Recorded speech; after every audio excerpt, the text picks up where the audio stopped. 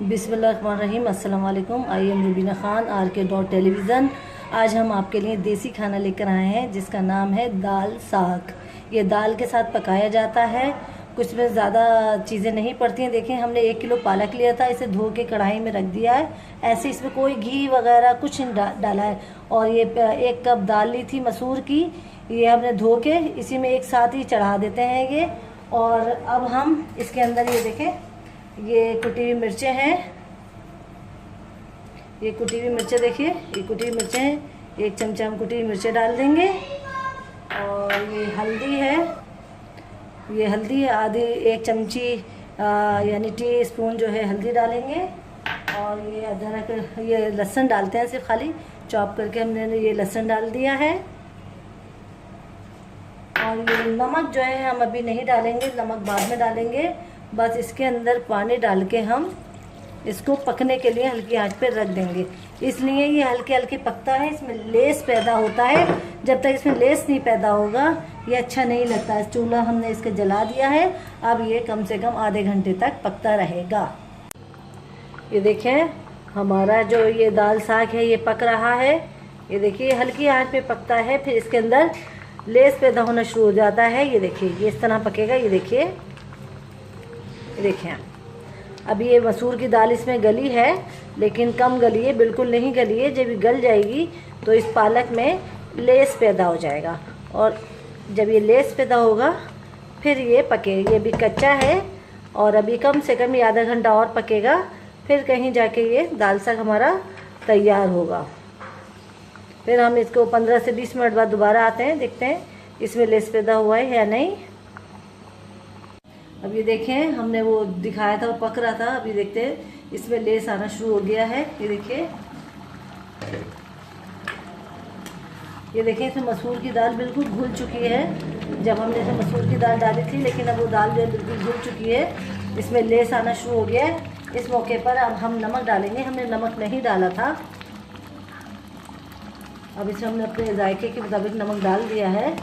अब ये थोड़ा सा इसके अंदर पानी है, तो हम इसे जो बीटर होता है, उसका एग बीटर होता है, उससे हम इसे घोटेंगे थोड़ा सा। फिर हम इसके अंदर ये मिर्चें जो हैं, ये मिर्चें भी डाल देते हैं। ये देखें, ये हरी मिर्चें हैं, ये डाल दी हमने इस मौके पर। और इसको ये देखें, ये इसके अंदर से बबल्स जो होते हैं ना वो आने लगे हैं, इसलिए ये थिक हो गया है। और ये देखें, ये लेसदार हो गया है। ठीक है, अब इसे हम थोड़ा सा घोटेंगे। ये देखिए बीटर है, इस बीटर से थोड़ा सा इसे घोटेंगे ताकि ये देखिए जो साइडों पे लगा हुआ है इसे भी अलग करेंगे। ज़ाहिर है पालक है, ये साइडों पे लग जाता है। ये देखिए,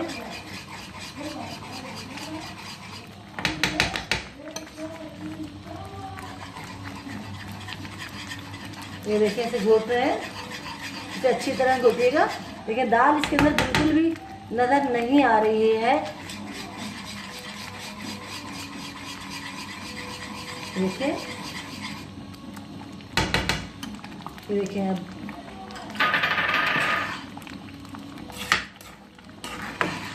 ये थिक हो रहा है। देखिए बिल्कुल गल चुका है, ये गलने पे आ गया है ये। और इसको अच्छी तरह घोटना है। ये देखिए, हमारा जो दाल साग है ये पक चुका है। ये देखिए, ये बिल्कुल तैयार है। देखिए, अब हम ये देखिए इसमें हम सिर्फ बघार देंगे। ये देखिए, हमने आपके सामने बीटर से इसे चलाया था, घोटा था, आई मीन मैश किया था। ये देखिए, अब ये तैयार हो चुका है। इसमें हमने नमक डाल दिया था आपके सामने। अब हम बघार देंगे। ये देखिए, बघार के लिए तैयार हो रहा है ये। अब हम इसमें बघार देंगे। अब इसका हम फ्लेम बंद कर देंगे। ये देखिए, हमारा ये जो दाल साग है, देखें इसमें दाल कहीं भी नज़र नहीं आ रही, इतनी घुल चुकी है। मसूर की दाल डाली थी आपके सामने। और ये अब इसमें हम भगा देते हैं।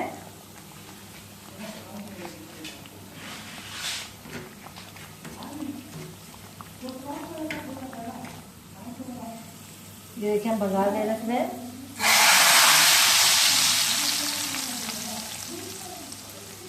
ये हमने भगा दे दिया इसके अंदर। अब हम इसको डिश आउट करेंगे और इसका जो मेल है वो बेसनी रोटी है।